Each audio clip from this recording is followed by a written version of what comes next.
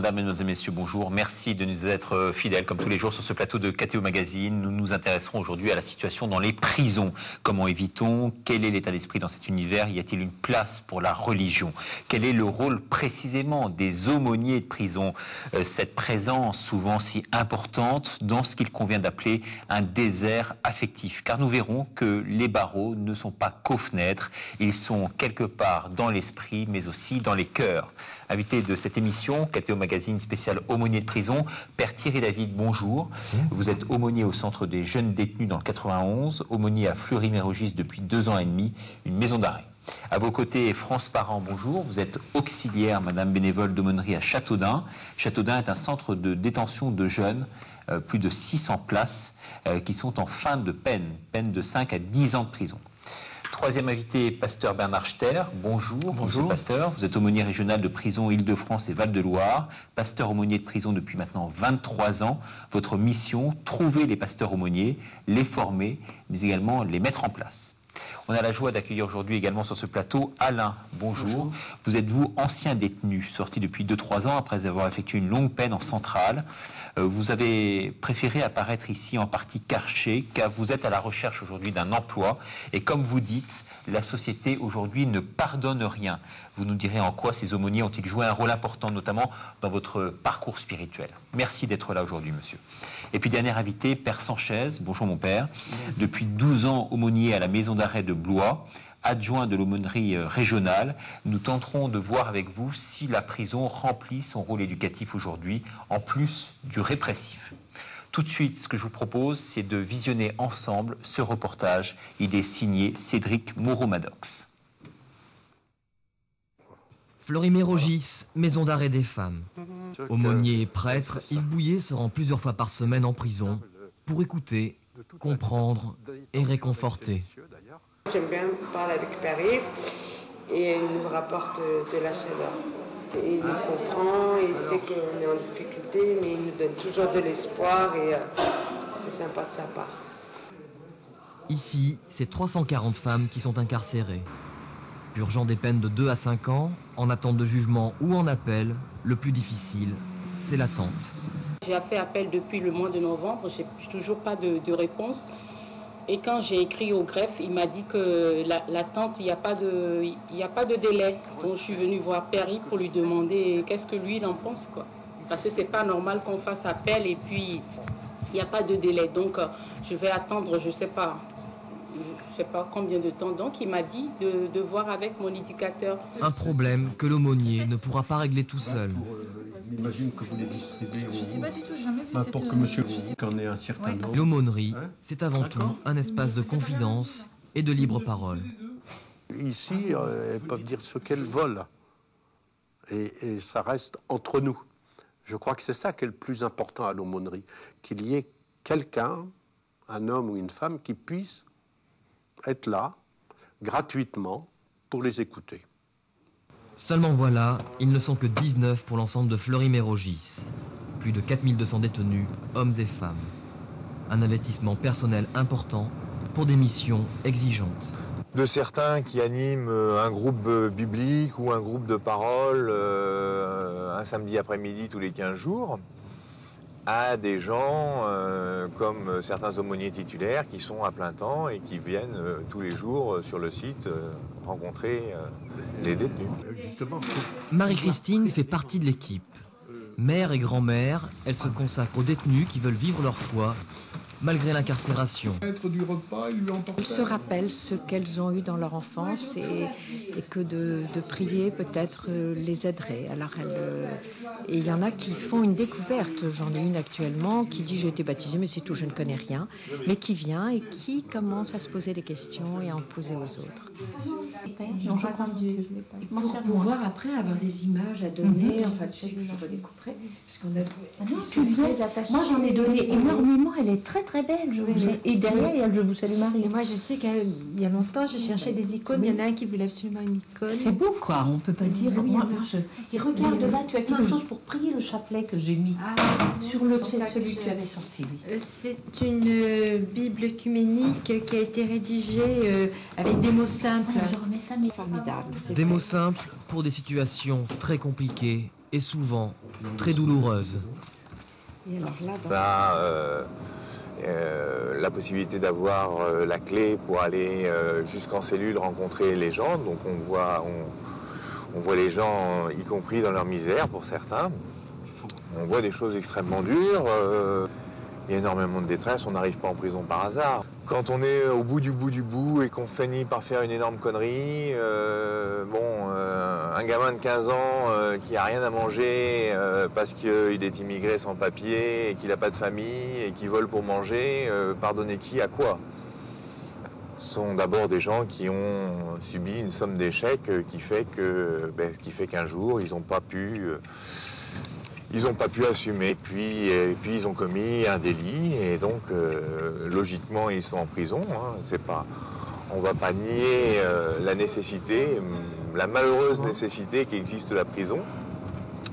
Dans le sens où le pardon est un témoignage extraordinaire d'amour, oui, les gens ont besoin d'amour, les gens ont besoin de se sentir aimés, reconnus, de ne pas se sentir enfermés dans un acte délictuel qui les a condamnés. Une aide spirituelle indispensable, mais qui n'arrive pas toujours à bout de la misère humaine. On est dans une prison de femmes. La plus grande souffrance, c'est la séparation des mamans avec leurs enfants. Et ça, c'est la plus grande des souffrances. Ça, alors là, c'est ça la vraie souffrance. Hein. La vraie souffrance, c'est ça. Ciao. Hein? Médecin de l'âme, le travail de l'aumônier s'arrête là où celui des travailleurs sociaux devrait commencer. Mon père, on vous a vu intervenir dans le reportage. Tout d'abord, une réaction par rapport à ce que vous venez de voir. Donc moi, je ne suis pas sur la maison d'arrêt des femmes, je suis sur le même site de Fleury-Mérogis, mais sur un bâtiment qu'on appelle le centre des jeunes détenus, donc avec un quartier de mineurs et puis un certain nombre d'adultes. Qu'est-ce qui vous a marqué dans ce que vous venez de voir précisément? Est-ce que vous pensez que les différentes facettes s'y retrouvent? Non, je pense qu'il y a aussi une troisième dimension dans la vie de l'aumônerie de prison, qui est la dimension de célébration, qu'on ne peut pas exclure. Bon, les conditions de tournage font qu'on n'a pas eu d'image ni beaucoup de propos à cet effet. Mais la vitalité d'un certain nombre de petits groupes, l'accompagnement individuel, l'écoute, sont des choses importantes. C'est vrai qu'il y a une dimension de célébration qui compte aussi, surtout quand on a le soutien, l'apport de gens extérieurs qui viennent donner un caractère un peu festif. C'est un peu compliqué, il y a des autorisations, etc. Mais généralement, ça se passe très très bien et c'est un grand bénéfice parce que ça reconstitue aussi une forme de lien avec l'extérieur. Alors, vous parliez tout à l'heure de ce centre des jeunes détenus. Ce sont des jeunes qui ont entre 18 et 21 ans, en partie, d'autres qui sont mineurs. Comment faire pour parler de religion à des jeunes relativement hermétiques à ce genre de choses, j'imagine, non? Alors là, ceux qu'on appelle les jeunes, donc, sont des moins de 18 ans, des mineurs, qui ne représentent qu'une partie du centre des jeunes détenus. Mais, bon, comme je dirais, comme à l'extérieur, comme dans n'importe quelle autre aumônerie, qu'elle soit de lycée, bon, j'ai été en aumônerie de collège, de lycée, et je veux dire, parler de Dieu, on ne parle pas d'abord de Dieu, on cherche un sens à sa vie, et puis dans ce sens de la vie s'inscrit aussi un certain nombre de questions essentielles qui permettent pour nous de témoigner que pour nous la réponse est Dieu, mais après chacun fait son chemin, essaye de découvrir des choses et peut-être arrive un jour à poser, ou n'y arrive pas, parce qu'il a d'autres voies, d'autres cheminements, à poser le mot Dieu. Mais derrière tout ça, derrière ce discours, je dirais un peu de circonstance, est-ce que vous sentez de vraies aspirations, justement? Est-ce qu'il y a une soif spirituelle qui se dessine derrière tout ça? Il y a une énorme soif de sens, ça c'est sûr. De sens? De sens. Le sens de la vie. Quand on est complètement planté, comme j'essayais de le dire tout à l'heure dans quelques paroles du reportage, là, quand on est complètement planté au bout d'un itinéraire extrêmement difficile, eh bien on se dit, mais quel sens ça a tout ça? Mais qu'est-ce que je vais devenir? Mais qu'est-ce que c'est que ma vie? Mais comment redémarrer? Et où je vais? Et qui je suis? Bon, et il y a toute une relecture à avoir de sa propre histoire pour essayer de découvrir un sens. Moi, je crois qu'au cœur de l'existence humaine, il y a Dieu. Et donc, en relisant un petit peu son histoire, on peut y découvrir peut-être la trace de Dieu. Mais est-ce que vous pensez que cet univers carcéral facilite, en quelque sorte, cette introspection et ce retour vers les choses essentielles de la vie? Pas forcément. Pas forcément. C'est vraiment un choix. C'est vraiment des conditions de telle ou telle personne. Parce qu'on peut très bien passer complètement à côté de cette dimension, qui est une dimension de l'univers carcéral, d'être mis à l'écart, je dirais, pour réfléchir et pour se rendre compte des enjeux des choses. Pas plus tard qu'hier après-midi, je discutais avec un jeune qui, visiblement, depuis qu'il est là, il gamberge. Il me disait, je m'assieds pendant des heures sur mon lit et j'essaie de réfléchir et je comprends plus rien. Et bon, on a commencé à discuter à partir de là. Mais d'autres, à partir du moment où... Et comment ils... remonter précisément cette mécanique, à partir du moment où tout est à plat quelque part? Il faut tout reconstruire, partie par partie. Ah ben, c'est ça l'espérance. C'est qu'il y a toujours quelque chose à reconstruire, sinon on n'a rien à y dire. Et vous partez de quoi? Est-ce que vous partez justement des textes de la Bible? Est-ce que vous partez des textes du concret? Ou est-ce que vous partez de leur expérience propre? Je pars de leurs questions. De leurs questions à eux. On ne va pas rencontrer un détenu sans qu'il l'ait demandé. Ça d'abord pour des questions, je dirais, un peu d'éthique, et puis de toute façon pour des questions de règlement, pour éviter toute forme de prosélytisme qui serait de mauvaise aloi dans ces lieux, et qui serait dangereuse pour les lieux. Donc on va rencontrer des gens qui l'ont demandé. Donc à partir du l'ont demandé, s'ils l'ont demandé, c'est qu'ils ont une question à poser. S'ils ont une question à poser, ben, on part de cette question, et puis il y a des fois, c'est une question très concrète, hein, c'est j'ai plus de lessive et j'en ai marre d'être crade. Et puis il y a des fois, c'est mais pourquoi le juge m'a condamné? D'habitude, il me laisse partir. Pourquoi cette fois-ci, il m'a pas redonné une chance? Bon, qu'est-ce que ça veut dire redonner une chance, sachant que tu les rates toutes, etc. Bon, on part de là où on est. On part de là où est venue la question. C'est difficile, j'imagine, de théoriser parce qu'il y a autant de cas que d'exemples. Cela dit, est-ce que vous sentez quand même chez eux, à un moment donné, un désir d'aller vraiment de l'avant?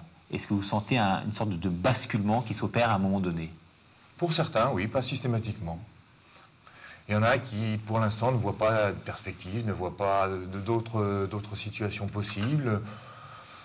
On n'arrive pas à faire ce travail de cheminement pour essayer de se resituer autrement par rapport aux copains, par rapport au quartier, par rapport aux habitudes, par rapport à la toxicomanie, par rapport à l'alcool, par rapport à leur univers familial. Et, bon, voilà, pour l'instant, ils ne voient pas d'autre solution. Mais il faut aussi cheminer avec eux jusqu'où, je ne sais pas, on verra bien. Parce que j'imagine qu'il y a aussi un vrai rejet en bloc, à la fois de la société, mais également des vraies valeurs, et notamment la religion en fait partie. Un rejet... La plupart du temps, c'est plus de l'ordre de la méconnaissance. C'est des poncifs. Il y a énormément de jeunes qui me posent la question, au bout d'un moment, quand ils me disent « Mais finalement, aumônier, c'est quoi ?» Alors, je leur explique un petit peu. Et puis, au bout d'un moment, ils me disent « Mais alors, t'es prêtre? T'es un vrai prêtre qui fait comme les autres, là ?» Je dis « Ben oui, même si tu veux venir voir, je peux t'inscrire. Tu viens me montrer une fois et tu verras. » Et ils n'imaginaient pas que, entre guillemets, ce qu'ils appellent un vrai prêtre, puisse cheminer comme ça avec eux. Et bon, ben voilà, il faut partir de là. Il faut essayer aussi de casser un certain nombre de poncifs qu'ils ont à la tête pour pouvoir engager un dialogue. Parce que peu d'entre eux, à la base, ont eu ce cheminement spirituel, ont eu une éducation religieuse, j'imagine. Ils sont très éloignés de ça, non? Ils sont très éloignés de ça. Il y a souvent quand même... on rediscute souvent à partir de « Oui, mais ma grand-mère, elle m'avait dit... oui, mais chez nous, on fait ceci, on fait cela, on est très attaché à tel ou tel. » Les repères que je qualifierais sociologiques ne sont pas absents.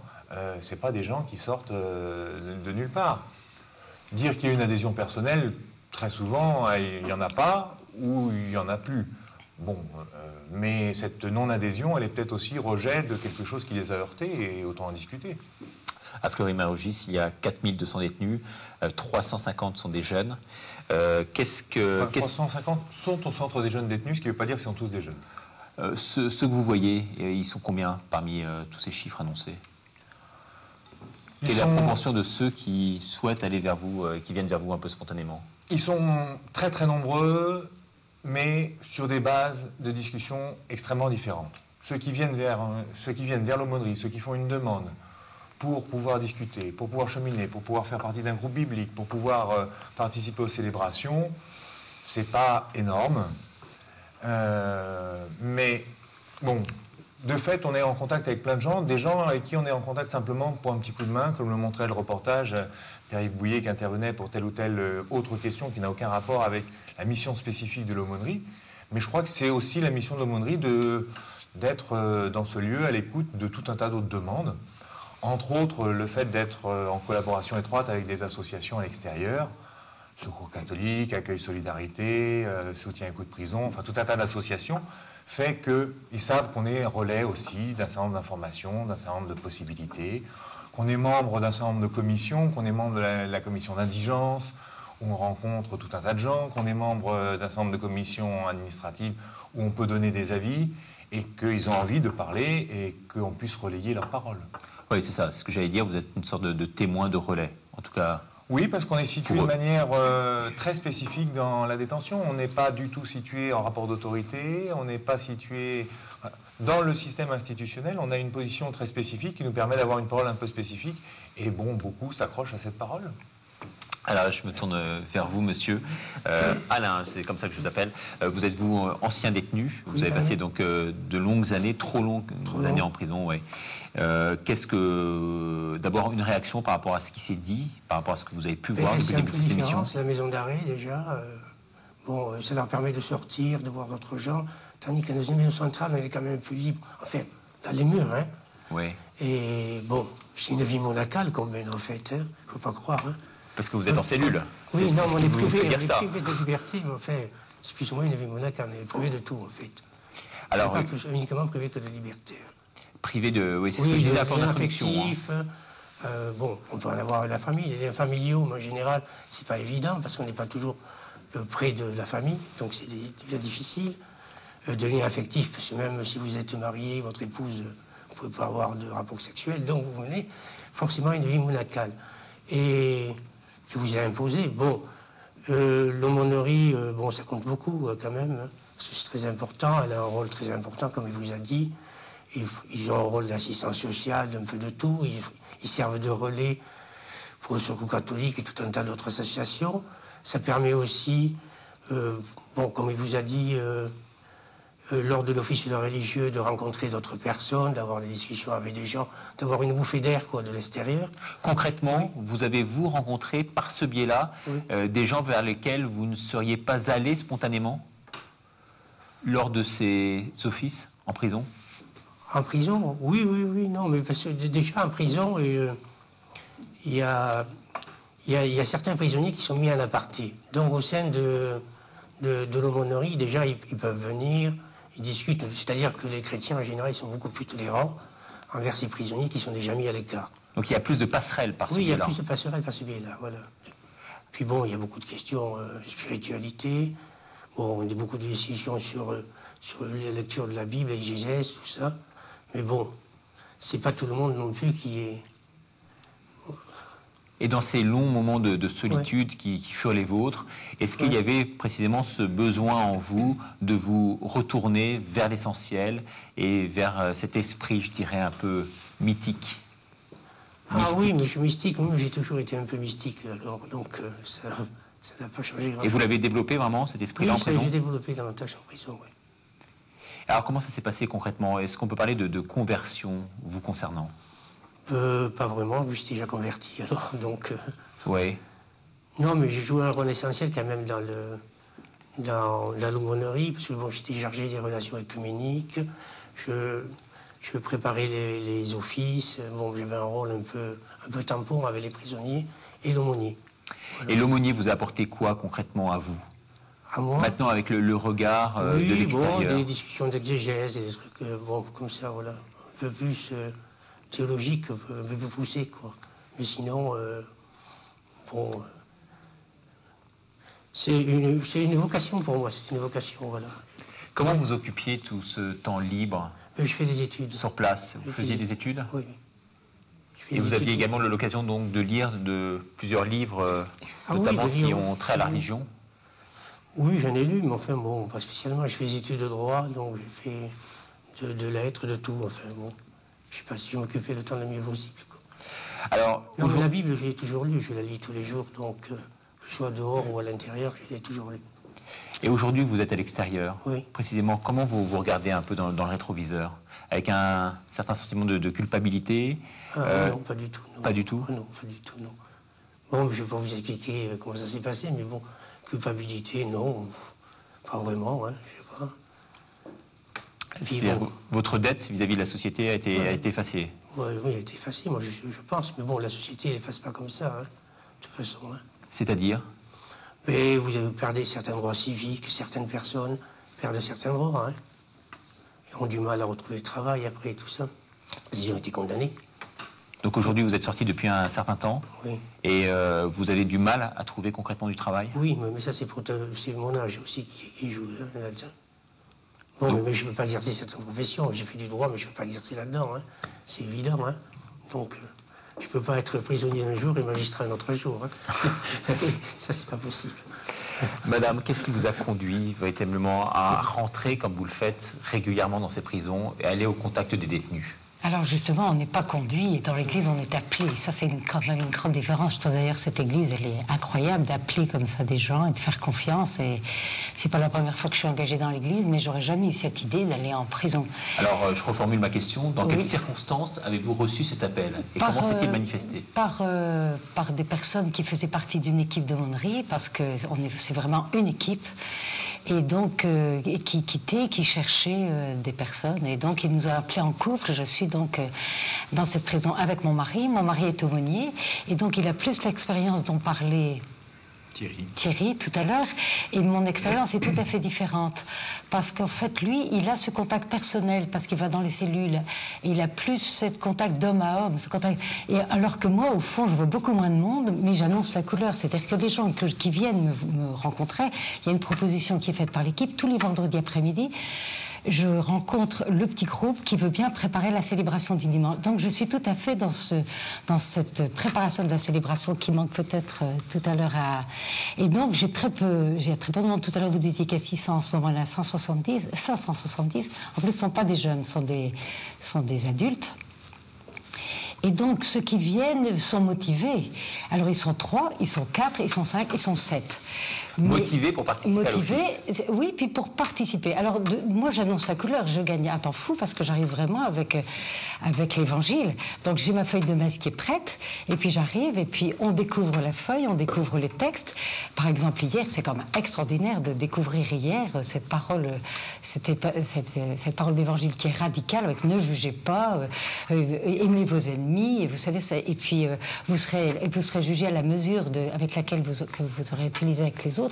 Enfin, dire ça dans une prison, ça prend du poids, hein, c'est quelque chose. Et donc, vous sentez cette résonance particulière sur place? Ah oui. D'abord parce qu'ils sont très peu. D'abord, il y a un climat de confiance qui dit c'est un peu unique. On parle ici, on peut tout dire, rien n'est répété.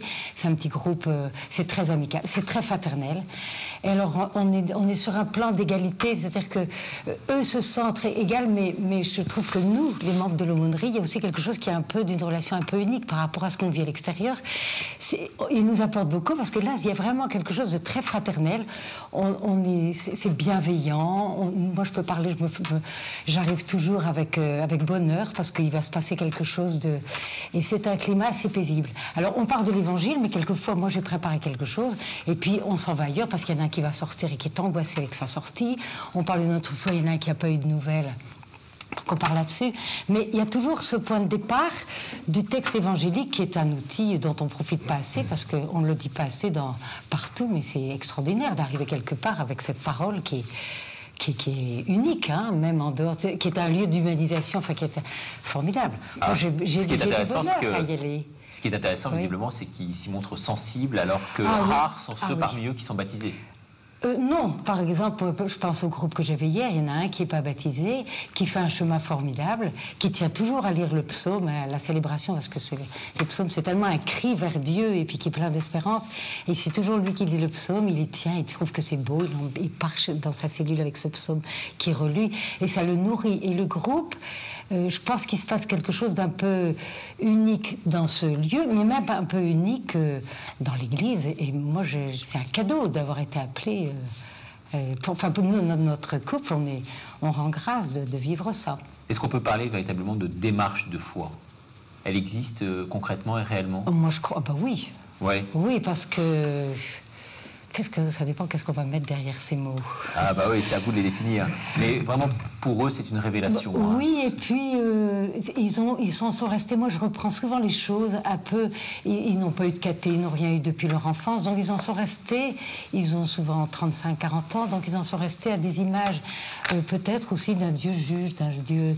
Puis ils découvrent c'est un Dieu qui les aime, c'est un Dieu qui vient vers eux, c'est un Dieu de l'alliance, c'est un Dieu qui pardonne. Il se révèle en Jésus, qui parle aux pécheurs, qui parle. Enfin. Et à partir des textes évangéliques, souvent ils sont émerveillés. Ils disent ah oui. Et parmi tous ces textes, c'est vrai que les détenus ont une connivence particulière, aiment beaucoup les psaumes en règle générale. Ils aiment beaucoup les psaumes, et puis, mais enfin parfois c'est dur. C'est dur. Le texte d'hier c'est quand même dur, les béatitudes c'est quand même dur, parce qu'on est dans un lieu de grande pauvreté, et alors dire bienheureux les pauvres quand il faut. Alors on va reparler de vous un peu quelques instants. C'est vrai que c'est un acte purement gratuit. Bien sûr, vous n'y gagnez rien à y aller. Oui, ce que vous disiez tout à l'heure, non. Il vous apporte beaucoup, mais c'est vrai que vous leur apportez également, ce que disait monsieur ici présent sur ce plateau, énormément. Oui, mais même ce qu'on reçoit ne cesse que dans cette façon de se préparer à parler de l'Évangile. Bon, déjà, nous, il faut trouver les mots simples, les mots vrais, puis cette volonté d'être très authentique. C'est ça la richesse de ce lieu. Il y a une telle pauvreté qu'on n'a nulle part dans la vie. Il y a un lieu de vérité et d'authenticité qui est un peu unique et qui est un cadeau dans la vie, parce que c'est formidable. Alors j'ai deux questions à vous poser. Tout d'abord, on sent chez vous et dans votre regard une certaine forme de profondeur. Est-ce qu'il n'y a pas est-ce qu'il y a possibilité justement de garder cette distance vis-à-vis du détenu? Il n'y a pas un risque de sombrer dans un trop grand attachement affectif? Je crois que de toute façon, en avançant dans la vie, on se rend compte qu'il faut garder une distance. Alors de toute façon, là, c'est un lieu où on apprend aussi à se comporter dans la vie, parce qu'il faut toujours garder une distance. On ne peut pas posséder les gens, il faut toujours essayer de mettre les gens debout, les relever. Mais c'est pas frustrant de se limiter quelque part, justement? Ah non, puisqu'on est là pour les faire grandir. On a d'abord une tâche d'humanisation, et c'est tout. Donc, je trouve pas que ce soit très dur, c'est comme ça. Non, et puis... Peut-être par rapport à ça, votre réaction, vous, monsieur? Non, mais je suis tout à fait d'accord avec ce que dit la dame, c'est très très bien. Et vous n'avez pas, vous, besoin qu'ils aillent un peu plus loin, quelque part, dans leur démarche? Oh, non, on n'entend pas ça d'eux, en fait, parce que, bon, en fait, la plupart, ils viennent soit... ils ont besoin d'une recherche spirituelle, ils ont besoin de s'accrocher à quelque chose, vous voyez? Oui. Parce que, bon, ils sont un peu perdus, c'est un peu logique, Oui. Ils sont, comment dire, déracinés, ils ont perdu des repères. Déboussolés, quoi. Oui, déboussolés, ils ont perdu des repères par rapport à la vie extérieure. Donc déjà, ils ont besoin de se raccrocher à quelque chose. Donc justement, s'il y a un chemin spirituel, ça les aide en général. Oui, c'est une boussole, c'est un exemple. Oui, c'est une boussole. Oui. Vous avez senti ça, vous aussi? Oui, je le sais. Parce que moi, bon, je voyais, bon, j'étais chargé un peu des relations, je m'occupais de l'aumônerie, donc... J'avais l'occasion de discuter avec tous les intervenants et tous ceux qui venaient assister à l'office religieux. Bon, souvent, ils me faisaient des doléances, des confidences, bon, voilà. Non, ils ont besoin de ça, de se raccrocher à quelque chose. Et je crois qu'il y a une dimension aussi très importante que vous avez, c'est qu'aujourd'hui, quelque part, vous n'avez pas beaucoup de relations avec vos aumôniers de prison pour deux raisons. Vous allez peut-être pouvoir nous l'expliquer également. Je crois que la première raison, c'est d'abord une volonté pour vous, détenus délibérés, de couper avec le passé.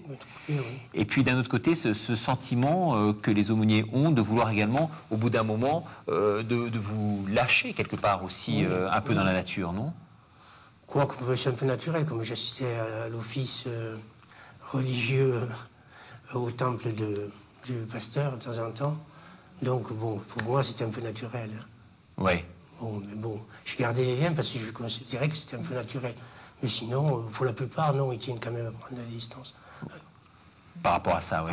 Peut-être sur ce point, vous voulez intervenir? Oui, parce que je pense que quand on dit ils font un chemin spirituel, ils sont en quête de sens et ça, je crois que d'abord, ils cherchent un lieu d'être respecté parce qu'on peut pas, on doit isoler l'acte de la personne et la personne elle-même d'un lieu où ils sont en confiance. C'est d'abord une qualité de relation qu'ils cherchent et d'être aimés, d'être pour ce qu'ils sont, d'être accueillis et respectés, oui.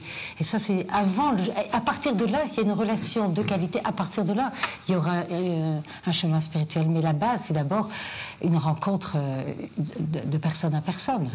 Et ça, c'est décisif dans ce qui va se passer après. On n'arrive pas avec l'évangile comme ça, quoi. Pasteur Bernard Ster, bonjour. D'après vous, quelles sont les bonnes qualités pour devenir aumônier de prison? Parce que vous opérez à certaines castings, si on peut employer ce terme. C'est difficile de repérer les personnes susceptibles de pouvoir accomplir cette tâche, cette mission le mieux possible, même si quelque part on est appelé, comme on a pu l'entendre tout à l'heure. Ce que Madame vient de dire est essentiel. C'est dans la rencontre qu'il se passe quelque chose. C'est que de l'évangile. Hein. Relisez l'évangile, c'est que de la rencontre. C'est que des situations qui font que se dénouent des drames, se réveillent des gens, se révèlent des choses essentielles de l'existence. C'est la base de ça. Je crois que l'évangile est vraiment un bon exemple de comportement, de relation, de réalité humaine. L'évangile est un moyen, un vecteur, mais quelles sont les qualités intrinsèques des personnes susceptibles de pouvoir entrer en contact avec les détenus? Mon travail, comme vous le disiez tout à l'heure, c'est aumônier régional. C'est un travail de perception, de sensibilisation, de formation des personnes qui vont être aumôniers en prison. Bon, pour la part protestante, puisque c'est de ça qu'il s'agit. Nous travaillons sur l'ensemble de la Fédération protestante de France. C'est-à-dire il y a environ actuellement 18 ou 25 églises, je ne sais plus le nombre des dernières décisions de notre groupe d'aumônerie là actuellement. Après les entrées des différentes églises protestantes dans la fédération, mais c'est de chercher dans toutes ces églises, de promouvoir, d'aller provoquer aussi, comme le disait très bien Madame tout à l'heure, d'aller provoquer des personnes dans les églises qui ont ce charisme particulier. Alors comment sentir ce charisme? Écoutez, ça se joue dans la rencontre, ça se joue dans l'écoute, ça se joue dans la solidité des individus, hommes et femmes, à qui on va proposer cette mission particulière, ce ministère particulier qu'est l'aumônerie en prison. Des personnes, comment dirais-je, je dis souvent aux amis aumôniers, hommes et femmes là, qui rentrent dans notre groupe, il faut être généreux mais non naïf. Je crois que c'est vraiment essentiel, ça. Généreux, mais non naïf. Alors, qu'est-ce que vous entendez généreux, on peut comprendre, non naïf On peut comprendre, je ne suis pas sûr qu'on comprenne quand on parle de généreux. On ne vient pas là pour soi, d'abord. On ne vient pas là pour se trouver une place au soleil, pour se trouver une place sous les projecteurs, pour se trouver une raison d'être ou une raison de vivre. Ça ne veut pas dire qu'on ne reçoit pas beaucoup de choses, mais on n'est pas là pour recevoir des choses. On n'est pas là pour aller chercher quelque chose qui justifierait notre existence ou notre vie en prison. Il y a un risque, vraiment, à ce niveau-là? Oui, tout à fait.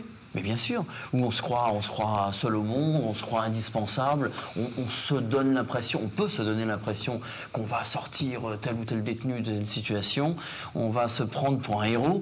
Combien de gens autour de nous, autour de vous, ont dû vous dire oh, vous allez en prison, mais vous n'avez pas peur, qu'est-ce que vous êtes formidable, c'est extraordinaire. Oh, je vous ai pas posé ces questions-là. Incroyable. Et donc je dis, il y a un vrai risque à ce niveau-là de croire même dans le regard des autres qu'on est quelqu'un d'extraordinaire. Ce qui est loin du compte, vraiment loin du compte. On reçoit beaucoup, comme le disait très bien notre ami tout à l'heure, on reçoit énormément, mais je crois qu'il faut être, bon, quand je dis généreux, c'est vraiment être capable de donner, beaucoup plus que d'être... quelqu'un de sympa, tranquille, qui vient se faire plaisir en venant en prison. C'est évident que si on ne se fait pas plaisir, on ressort en courant. Mais c'est pas ça le but. Donc généreux, mais non naïf. Non naïf parce qu'on est dans un monde difficile. Un monde que décrivait très bien Thierry tout à l'heure, de brutalité, d'ambiguïté, d'angoisse réelle, de souffrance humaine inimaginable. Non seulement la souffrance des gens qui sont en prison, pour ce qui les a amenés là, mais pour tout le passé qu'ils ont derrière eux. C'est-à-dire les gens qu'ils ont fait souffrir, les gens qui ont été blessés, abîmés, pour que ces gars-là ces hommes ou ces femmes soient mis en prison. Et au-delà de cette souffrance-là se ressent. Au-delà de ce constat précisément, est-ce que vous agissez concrètement? Est-ce que vous arrivez à faire taire un peu, je dirais, cette violence qui les habite et qui est en eux forcément? On n'est pas là pour ça.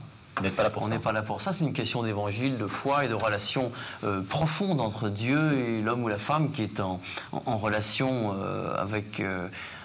grâce à la parole, avec son Dieu, avec son Créateur. Donc vous n'avez pas de fonction thérapeutique en quelque sorte? Ce serait... non, ce serait une erreur, je crois. D'autres ont cette fonction-là en prison. Vous voyez, il ne faut pas que l'aumônier hommes ou femmes, se prennent pour une assistante sociale. Il y a des gens qui sont là pour ça, qui font bien le boulot.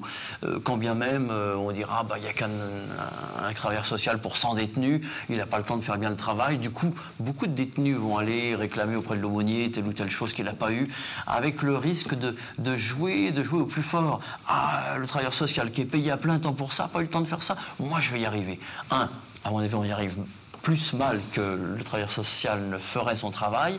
Et deuxièmement, on va se trouver, je sais pas, un honneur particulier à être plus fort que les autres. Ça, c'est un vrai danger. Il y a une notion sur laquelle on peut insister et que vous colportez beaucoup, c'est la notion notamment de pardon. Il faut se pardonner à soi-même, j'imagine, avant de pardonner aux autres. Est-ce que là-dessus, vous... Quand vous dites colporter un protestant, vous faites allusion à la réforme, où on colportait les Bibles, vous savez. Vous me prêtez mauvaise attention. Pas du tout, c'est une mauvaise intention que de dire que le protestant colportait la Bible. C'est plutôt une intention sympa de le rappeler à l'antenne, à l'écran. Bien sûr qu'on parle de pardon, mais on approche la question du pardon dans des moments cultuels ou dans des moments très individuels au cœur de la cellule, dans des temps de confession, dans des temps de partage autour de la Bible. Il est évident qu'on ne va pas, enfin que ce serait aberrant qu'un aumônier ramène sa Bible comme ça, ou son crucifix pour demander à tel ou tel de se mettre à genoux, de demander le pardon. Cette notion de pardon arrive quand la discussion est profonde, soit au cours d'une célébration, au cours d'un culte, au cours d'une messe peut-être, sans doute, où il y a vraiment des vrais échanges. Comme vous le disiez très bien, madame, et comme Alain le disait très bien, il y a des temps très profonds dans les moments cultuels de l'aumônerie, messe, culte, où des barrières tombent, où des hommes se disent des choses qui ne seraient jamais dites les uns aux autres, où on n'a pas peur que soient répétés des témoignages très personnels. Là, effectivement, arrive cette question du pardon. Dans la cellule, au cœur du moment de confession, arrive cette question du pardon. Oui, c'est très intéressant de voir ça. Peut-être que là-dessus, vous pouvez nous apporter un éclairage, vous, monsieur, qui avez vécu cette expérience-là. Oui, non, mais...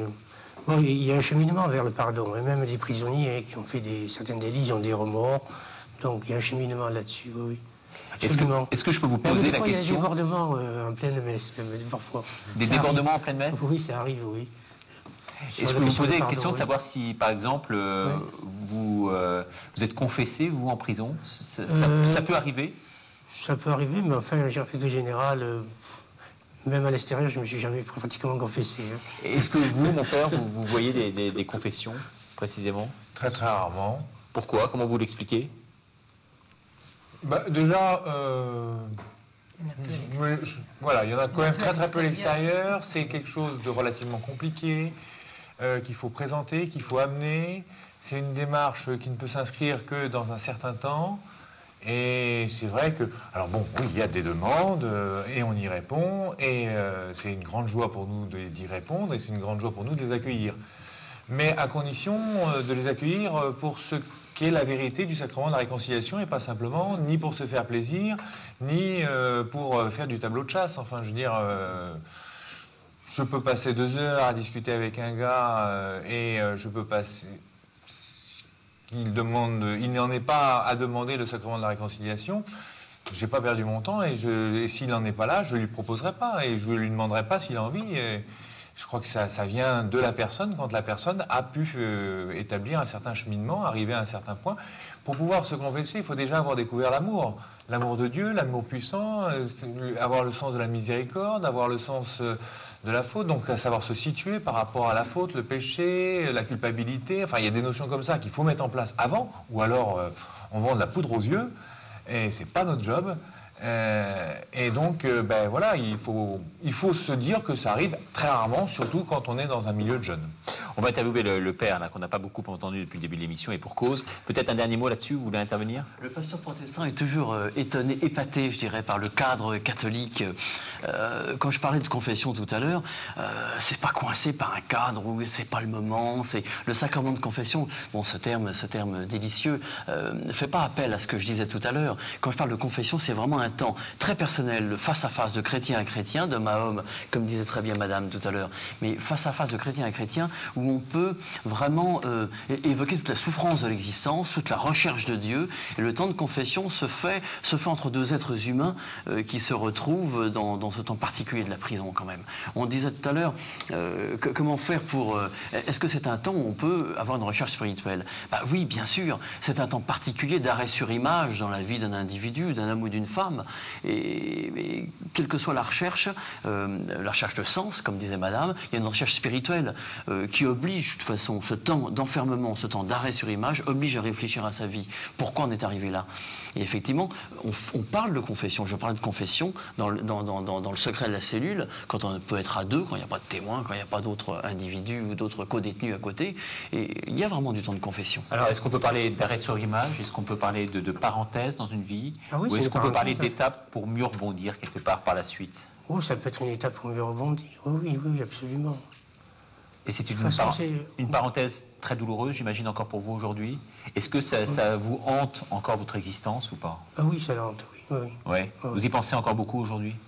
Oui, parce que c'est un monde de clos assez violent quand même, faut dire ce qui est. Bien que moi, je me suis toujours bien sorti, mais bon. Et qu'est-ce qui vous a permis justement de bien en sortir de ce monde-là? J'ai un cheminement spirituel, c'est une sorte de quête pour moi, voilà, une sorte de Graal, voilà, si vous voulez. Voilà. Ouais. Donc, et qui vous a permis peut-être de vous détacher par rapport à... de me détacher, de relativiser tout à la société, par rapport à la société aussi. Hein. Le terme de cellule était patent, le terme de cellule. La cellule du moine comme la cellule du détenu, on est obligé face au mur de regarder sa vie. On l'avait relevé tout à l'heure. Alors vous, mon père, c'est vrai que vous avez vous aussi une belle expérience depuis 12 ans aumônier à la maison d'arrêt de Blois. Vous écoutez le déroulement de cette émission depuis le début avec, j'imagine, beaucoup d'intérêt. Qu'est-ce que vous avez noté dedans? Quels sont les points sur lesquels vous voulez revenir et qu'on n'aurait pas abordé? Non, tout simplement, je vais dire, tout à l'heure, vous avez posé la question, quelle qualité pour être aumônier? Je pense que la grande qualité, c'est l'écoute. Et je crois que vous l'avez vu, on s'est écouté et on s'écoute avec intérêt, je vous confirme, avec intérêt. C'est une écoute active. Oui, tout à fait, je crois. Et puis, alors, pour moi, un aumônier doit savoir écouter et prier. S'il est chrétien. Et puis, je ne parlerai pas de confession, je parlerai de réconciliation. Parce que ça, oui, on est témoin de beaucoup de réconciliation. Réconciliation avec soi-même, réconciliation avec sa famille, réconciliation avec une société, réconciliation avec l'Église. Mais c'est sûr que ça ne se fait pas en 3 jours. C'est sûr qu'il y a un vrai message à faire passer en tant que prêtre, notamment pour leur faire comprendre qu'ils ont, la plupart d'entre eux, en tout cas une famille à l'extérieur qui n'est pas coupable des faits qui leur sont reprochés. Là aussi, il y a une prise de conscience importante à ce niveau-là. Il me semble que nous sommes des liens. Nous sommes des liens avec la famille, avec l'Église ou les églises, avec la société. Nous sommes là pour porter à la prison la société, mais porter à la société cette prison que nous rencontrons, que nous écoutons, que nous regardons. Alors comment redonner précisément un message d'espoir quand on sait que nombreux sont ceux qui sont condamnés pour de très lourdes peines et qu'ils voient quelque part un mur se dresser devant eux? Comment trouver les mots justes à ce moment-là? Il me semble qu'il faut être vrai. Je crois en l'homme, je crois en tout homme. Je crois que tout homme est capable de rebondir, tout homme est capable de se remettre debout.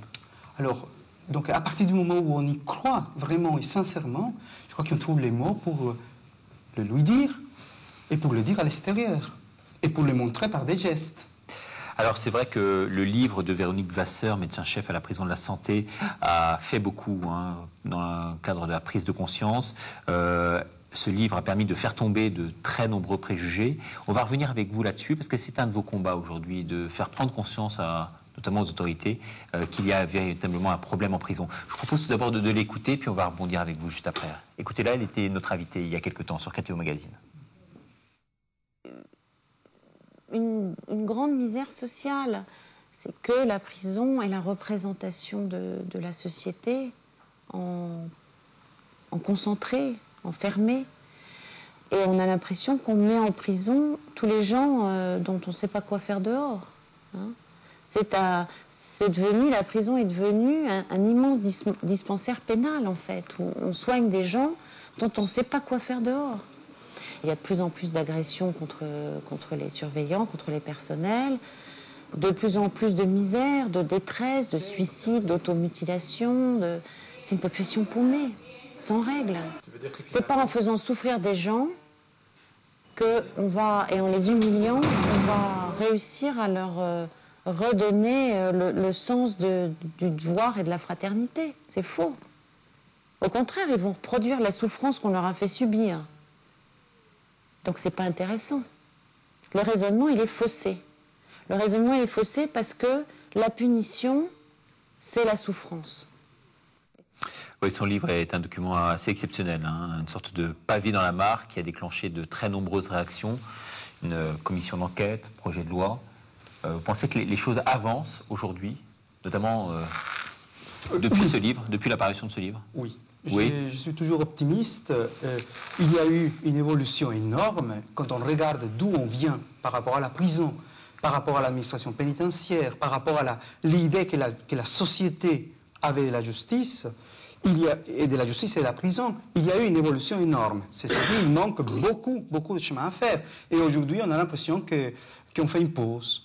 On fait une pause, tous ces projets de loi sont restés en projet, dans les tiroirs. Il y a une loi pénitentiaire qui devait sortir, on n'a pas l'impression qu'elle va sortir. Il y a beaucoup à faire et on a l'impression que ce n'est pas la priorité aujourd'hui. Alors qu'on a tort, tous ces gens qui sont en prison, ils sortiront un jour. Et ils seront dehors avec vous, avec moi, avec la société. On ne calmera pas la violence par la répression. Il faut prendre le temps, se donner les moyens. Et je n'ai pas l'impression qu'on se donne les moyens aujourd'hui. Alors on remplit des prisons, on construit des prisons parce qu'il faut encore continuer à remplir. Et c'est ça la réponse qu'on nous donne aujourd'hui. Je crois qu'on se trompe. C'est vraiment la honte de la France, la prison, comme le dit un rapport parlementaire. C'est moi qui le dis, je serais mal placé pour le dire. Mais il y a un rapport du Sénat qui le dit aussi. C'est le Sénat qui a appelé son rapport les prisons françaises, la honte de la République. C'est quand même triste dans un pays qui partout se targue d'être le pays des droits de l'homme. Alors aujourd'hui, la prison, je crois que c'est le moment de prendre conscience qu'il y a beaucoup à faire encore dans les prisons. Justement, vous, en tant qu'aumônier, vous avez un rôle spirituel, bien sûr, également politique. Tout homme est politique parce qu'on est dans la société. Alors, je crois qu'à partir du moment où on s'occupe de la société, où on ouvre sa bouche, on fait la politique. Alors, spirituel ou politique, je n'en sais rien, j'ai un rôle d'homme d'église. Voilà, et alors après, on le voit comme on veut, mais enfin, je ne fais pas la politique, je ne cherche pas des votes ni des voix, ça ne m'intéresse pas. Alors, beaucoup parmi les prisonniers se révoltent, se déshumanisent. Et des aumôniers aussi. Et les aumôniers aussi. Ah bon? Ah oui, on se révolte quand on voit des choses, quand on entend des cris, quand on voit des situations inhumaines, des déchirures familiales, parce que la société ou la justice ne veut pas comprendre. Donc il y a un moment de révolte, oui. Vous disiez qu'on ne fait pas de politique, mais malheureusement la politique influe sur le travail en prison. Vous parliez de la loi pénitentiaire, mais tout était prêt. Les consultations sur 3-4 ans avaient été faites sur l'ensemble des partenaires autour de la prison, des partenaires de la justice. Ah, qu'est-ce qui a bloqué? Eh ben, c'est le changement de gouvernement. C'est-à-dire que ça, c'est les aléas en France. Quand on passe d'un côté à l'autre, on remise dans les tiroirs tout le travail fait. Je ne dirais pas qu'on l'oublie, parce que l'administration française est un tel rouleau compresseur que tout existe et tout peut ressortir du jour au lendemain. Mais toute la loi pénitentiaire qui était prête, et pour des questions politiques, rappelez-vous, la gauche précédente n'a pas osé... On ne parle pas de politique ici, notamment dans cette émission. C'est vous qui nous aviez lancé là-dessus. On n'a pas osé, pour des questions électorales, lancer ce sujet-là juste avant les élections, et puis du coup, les suivants n'osent plus le mettre sur le tapis. Et pourtant, tout le travail intuitif, humain, qui a été proposé par toutes sortes de responsables au niveau pénitentiaire, au niveau justice, qui est en attente de toutes sortes de choses, je ne sais pas. Mon père? La première fois que je suis venu sur ce plateau, c'était pour présenter justement un travail avec des détenus qui sortaient de la prison pour faire de la peinture. au presbytère. Donc c'est une façon pour nous de dire il faut que la société, que l'Église s'intéresse à ces personnes qui sont dedans, qu'on leur donne la possibilité de se remettre debout, y compris par le travail. Parce que s'ils sortent et ils ne trouvent pas du travail, bien la situation est dramatique, ils continuent à se dégrader. Alors justement, Alain, vous qui cherchez, monsieur, du travail depuis maintenant longtemps, est-ce que vous ne pouvez pas vous tourner précisément vers l'Église aujourd'hui pour vous permettre d'en trouver, en tout cas de faire les démarches nécessaires en ce sens? Non, je ne sais pas justifier en fait, mais enfin je peux me débrouiller tout seul. Hein. Ça va aller quoi. Mais non, le problème c'est que j'ai un grand âge maintenant, j'ai un âge assez avancé et c'est beaucoup plus difficile de trouver du travail. Par rapport, mon père, à un monsieur comme Alain qui se retrouve un peu aujourd'hui dans la nature avec cette nécessité de trouver un emploi relativement rapidement. Est-ce qu'il n'y a pas là aussi un sentiment de quelque part de révolte au-delà de ce que vous pouvez faire vous concrètement? J'ai voulu réagir tout à l'heure parce que moi je trouve que justement il y a relativement peu de révolte. Je suis beaucoup plus révolté que la révolte que je vois. Moi je trouve qu'il y a relativement peu de révolte. Il y a beaucoup de gens quand même qui baissent les bras et qui baissent les bras devant des situations qui sont... Parce que force de subir, ils ont fini par prendre l'habitude malheureusement de subir. Et bon, vous me demandiez si l'Église pouvait faire quelque chose pour lui trouver du travail. Si l'Église avait un gisement de travail, c'est évident qu'il y a énormément de gens qui pourraient en bénéficier, ceux qui sortent de prison et ceux qui sortent de beaucoup d'autres galères, on en bénéficierait évidemment. Non, on n'en a pas. Mais par contre, d'entendre cette révolte, et même quelque part d'y apporter notre cri parce qu'il y a une déshumanisation de l'homme qui est quasi inévitable dans un système qui s'est dégradé à cause du sureffectif, à cause de tout un tas de choses. Et moi, je suis étonné qu'il n'y ait pas plus de cris de révolte. Vous avez fait allusion, enfin même un mini-reportage sur le livre du docteur Levasseur. Voilà, c'est un cri de révolte. Alors, comme tout cri de révolte, il est excessif, il pose des questions, il a le mérite d'exister. Il a le mérite d'exister, il a le mérite de pousser un coup de gueule, de dire ça ne va pas. Il y a d'autres personnes qui poussent d'autres cris, d'autres manières. Les sénateurs, les députés ont fait des rapports qui sont véritablement cinglants quand on ose les parcourir. Et de fait, pour l'instant, ça n'a pas terriblement avancé. Et les victimes d'un système dégradé, eh ben, elles ne peuvent pas aujourd'hui pousser cette révolte jusqu'au bout et la faire entendre. Dernier mot, on va finir sur une note optimiste avec vous, madame, le mot de la fin. Vous êtes avec votre mari en prison, les détenus sont touchés par ce couple qui voit. Aujourd'hui, vous avez 50 années de mariage, je crois, de nombreux petits-enfants. Et vous venez donc pour rien, sinon pour eux, même si ça vous apporte, on l'aura bien compris à travers votre témoignage. Est-ce que vous sentez encore quand même de l'espoir derrière tout ça? Oh, heureusement, parce que je pense que le premier fruit de la foi, c'est l'espérance. Si on ne l'avait pas, ça serait dommage. On ne peut pas aller en prison sans l'espérance. Et c'est votre moteur à vous, hein. Comment? C'est votre moteur à vous. Oui, la foi et l'espérance, oui. Et puis, comme disait Germaine, moi j'aimais bien dire, quand on va en prison, si on croit en l'homme, si on croit en l'homme, si on croit en Dieu, mais si on croit en l'homme, si on croit qu'il peut toujours rebondir. Et puis si on croit aussi, parce que quelquefois il dit pourquoi vous venez. Et souvent je dis, mais vous savez, il n'y a pas les bons et les méchants, la ligne elle est à l'intérieur de nous, et il y a le bon et le mauvais en nous. Et puis la vie a fait que moi j'ai eu beaucoup de chance, et puis je suis contente, enfin, ça aurait pu se passer autrement, et ça c'est toujours, ça remet toujours un peu debout, de se dire au fond, je dis souvent, il y a tout en nous pour être des gens épouvantables, mais il y a tout en nous aussi pour être des gens formidables. Bah écoutez, c'est vraiment le mot de la fin. Je m'adresse à vous, téléspectateurs. Comment jugez-vous cette déshumanisation de la société, cette situation très tendue aujourd'hui dans nos prisons? À la suite de cette émission, vous pouvez réagir donc sur notre site internet et nous dire comment vous avez donc perçu vous-même cette émission. Merci beaucoup et à bientôt pour un nouveau numéro de KTO Magazine.